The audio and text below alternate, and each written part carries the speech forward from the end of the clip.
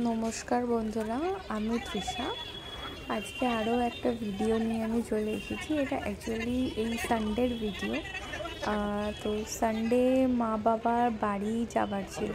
তো মা বাবাকে আমরা নিউ দিল্লি স্টেশন থেকে দুরন্ততে তুলে দিয়ে তারপর বাড়ি ফেরার সময় আমরা এই কনট প্লেসের একটা প্রাচীন হনুমানজির মন্দির আছে, সেখানে গিয়েছিলাম।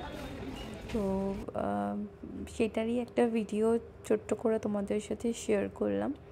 এই মন্দিরটা প্রচণ্ড জাগ্রত মন্দির। এখানে অনেক দিন ধরেই মাথায় ছিল যে যাব। ইভেন 1 জানুয়ারি দিন আমরা একবার ট্রাইও নিয়েছিলাম যাওয়ার, কিন্তু এতটাই ভিড় ছিল যে সেদিনকে আর হয়ে ওঠেনি।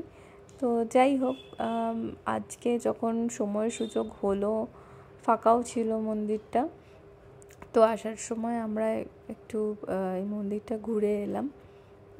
এখানে রাম, সীতা মাতা, লক্ষ্মণজির মূর্তি আছে। তার সাথে এক সাইডে মাতা রানীরও মূর্তি আছে। মানে সব দেবী দেবতারই মূর্তি এই মানে মন্দিরটাতে আছে।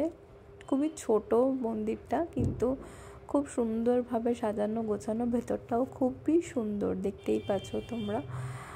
আর আরও একটা সাইডে একটা খুব সুন্দর শিবলিঙ্গ আছে, আর সেখানে মানে সবাই পুজো টুজো দিচ্ছে।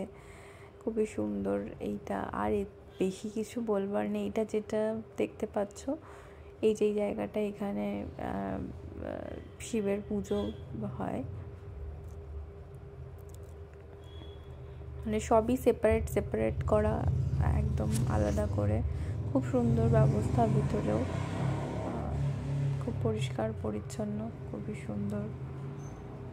পুজো দিয়ে আমরা আবার একটু সামনেই একটা এখানে কচুরির দোকান ছিল, খুব ফেমাস এখানকার এই কচুরিটা। একদম নিরামিষ, পেঁয়াজ রসুন কোনো কিছুরই ইউজ হয় না, কিন্তু খুবই সুন্দর।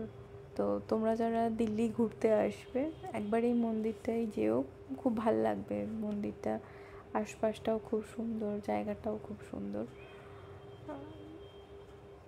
দেখো, এত ঝাল তাও খাবে আমার থেকে। আর যদি ভিডিওটা ভালো লেগে থাকে, আমার চ্যানেলটাকে সাবস্ক্রাইব করে দিও। থ্যাংক ইউ সো মাচ তোমাদের সময়